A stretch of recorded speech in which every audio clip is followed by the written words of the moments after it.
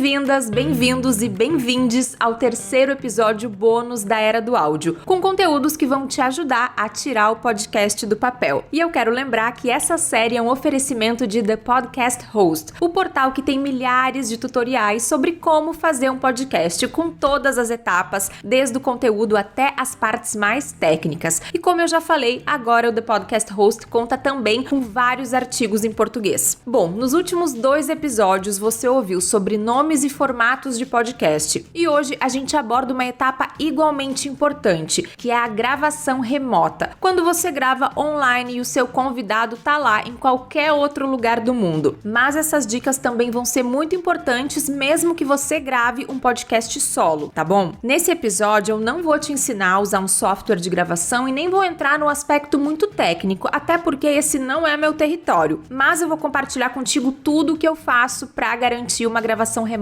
de qualidade. Eu prometo que você vai achar muito conteúdo bom sobre isso em thepodcasthost.com, então fica comigo. Primeira coisa, onde você vai fazer essa gravação? Ok, eu tô partindo do princípio que você vai gravar na sua casa. Posso estar enganada, mas mesmo que você não grave em casa, tenta incorporar essas dicas pro local onde você vai fazer a gravação. Você vai provavelmente escolher um local silencioso, certo? Porém, não basta ser um local silencioso. É preciso que esse ambiente tenha uma boa acústica e de preferência sem reverberação. Por exemplo, locais que têm cobertor, travesseiro, almofada, tapete, cortina, colchão, tudo isso ajuda muito. Diferente de locais com metais, com poucos móveis, com eco, com prateleiras vazias, por exemplo. Com a minha descrição, você já deve ter percebido que o quarto acaba sendo um dos melhores lugares para gravar podcast. Não à toa, muitos podcasters famosos passaram a gravar o seu podcast dentro do closet durante a pandemia. Todos esses materiais que eu falei absorvem o som e evitam a reverberação, ou seja, são um tratamento acústico natural do seu ambiente. Você também pode investir em algumas placas de espuma acústica e colar elas na sua parede, ou então fazer a gambiarra que eu fiz aqui em casa, que foi colar placas de espuma acústica num isopor e assim fazer uma espécie de cabine de gravação dentro do meu escritório. Se você quer uma fotinho, me pede lá no Instagram @eradoaudio que eu te mostro. Inclusive eu fiz uma pesquisa e no Mercado Livre uma placa acústica de 50 por 50 tá custando cerca de R$12. Se você tá me ouvindo de Portugal, você vai encontrar essas placas na Leroy Merlin e o preço lá vai estar entre 3 e 7 euros a unidade. Tudo bem, provavelmente você não vai fazer o seu entrevistado aplicar um tratamento acústico no local de gravação, mas vale a pena dar esses toques, porque caso contrário a pessoa pode achar que gravar num local silencioso é o suficiente, e não é. No meu caso, eu tenho a sorte que os meus entrevistados, muitos deles já trabalham com áudio e estão familiarizados com esses conceitos básicos, mas esse pode não ser o seu caso. Então, por via das dúvidas, dá a dica: grave na sala ou no quarto. Esses são os locais em que geralmente a gente tem um tratamento acústico melhor dentro de casa. Em thepodcasthost.com/microfone você vai encontrar uma lista extensa de microfones e de outros equipamentos de podcast que podem ser úteis na hora de gravar. Mas sendo muito objetiva, quando a gente fala de microfone, a minha recomendação é microfones USB, de preferência com padrão polar cardioide. Eles podem ser dinâmicos ou condensadores, e esses microfones conseguem captar o som que vem apenas da sua frente, ou seja, o som que está saindo da sua boca, e dessa forma ele evita de captar ruídos do ambiente. O microfone que eu uso nas minhas gravações é o Blue Yeti. Ele é um microfone condensador e um dos diferenciais dele é que você pode escolher entre diferentes padrões polares. Por exemplo, omnidirecional, que pega todo o som que está em volta, bidirecional, caso você esteja fazendo, por exemplo, uma entrevista presencial e aí fica uma pessoa em cada lado do microfone, e unidirecional ou cardioide, que é o que eu estou usando agora, né? Ele está captando o som que está vindo de frente, o som da minha boca. E sobre a pessoa que você vai entrevistar, se ela não tem um microfone, exija pelo menos o uso de um fone de ouvido padrão com microfones embutidos. Nessa hora a gente tem que ser meio chato mesmo e deixar essa orientação muito clara. Se a pessoa não estiver usando fones, é muito provável que o seu áudio vaze pelos alto-falantes dela, e eu já adianto que a edição vai ficar bem ruim ou até mesmo inviável.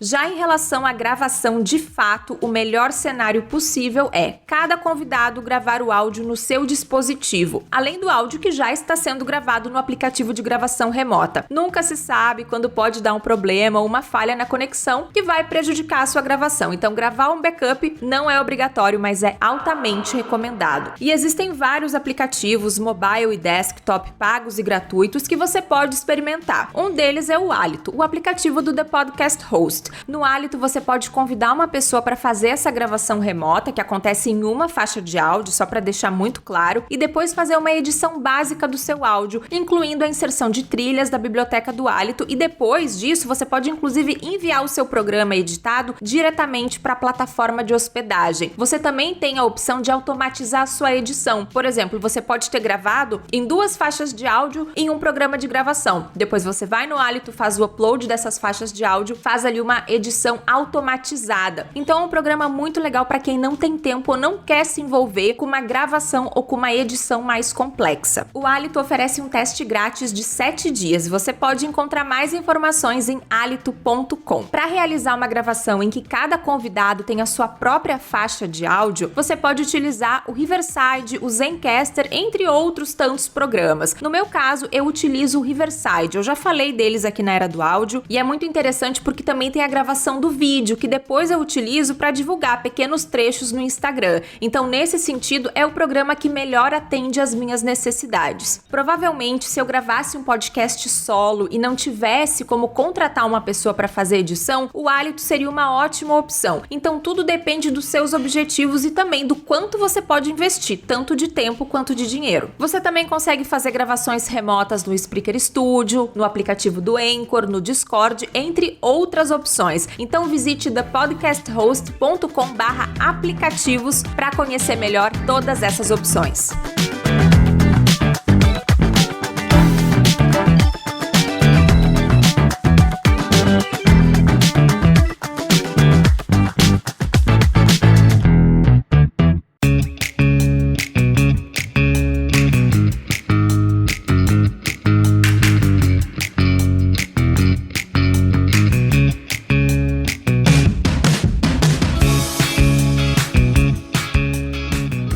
Uma dica de ouro da minha editora, a Jennifer Mendonça. Eu decidi chamar ela para fazer uma participação especial aqui nesse episódio. Grave cerca de 10 segundos de silêncio dentro da sua entrevista. A Jenny te explica. Oi, Ananda, tô aqui para explicar para os nossos ouvintes por que desses 10 segundos. Nós, editores, precisamos remover os ruídos presentes naquela faixa de áudio. Para isso, a gente precisa capturar uma impressão daquele ruído. Como é que a gente faz isso? Bom, a gente faz isso a partir desses 10 segundos de silêncio. E aí, quando você colocar lá no seu programa de edição, o seu software de edição de áudio, você consegue, a partir de uma inteligência artificial presente na maioria desses programas, capturar essa impressão de ruído. Essa impressão pode ser muitas vezes a estática do seu microfone, pode ser o ruído ambiente ou até mesmo um barulho externo específico. E aí você consegue aplicar essa impressão de ruído ao longo de toda a faixa de áudio. Isso é importante para que você possa remover todos os ruídos presentes naquele áudio que estão dentro daquela faixa determinada pela impressão de ruído. É muito importante a gente ressaltar aqui que esse tipo de edição de supressão de ruído tem um caráter destrutivo no seu áudio. Isso quer dizer que o seu arquivo original foi modificado. Por isso, você precisa ter uma cópia antes mesmo de aplicar esse efeito de supressão de ruído na faixa que você vai editar. E é muito importante que você não aplique muito desse efeito, porque isso pode dar uma robotizada na voz, tanto sua quanto do seu convidado. É com você, Ananda. E por fim, como diz o meu amigo Gabriel Tuller, a gravação é a melhor edição. Se prepare muito, mesmo que você grave um solocast, porque editar um podcast pode ser uma dor de cabeça. Então nada melhor do que se auto-editar enquanto você apresenta. Grava essa dica. E esse foi o episódio de hoje, com algumas informações muito úteis para você gravar um podcast à distância. Para mais informações, visite thepodcasthost.com/aplicativos e thepodcasthost.com/microfones. E os links, como sempre, estão aqui na descrição do episódio. Lembrando que você também pode ouvir esse podcast em aeradoaudio.anandagarcia.com. O tema do próximo episódio é hospedagem e distribuição do seu podcast para todos os tocadores. Não perde!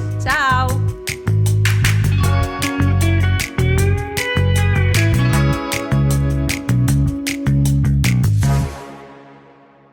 Esse episódio é um oferecimento de The Podcast Host, o maior site do mundo com materiais educativos e gratuitos sobre podcast. E do Hálito, o aplicativo que descomplica a edição de áudio. Produção de Ananda Garcia e Matthew McLean. Roteiro e apresentação, Ananda Garcia. Edição e design gráfico, Jennifer Mendonça.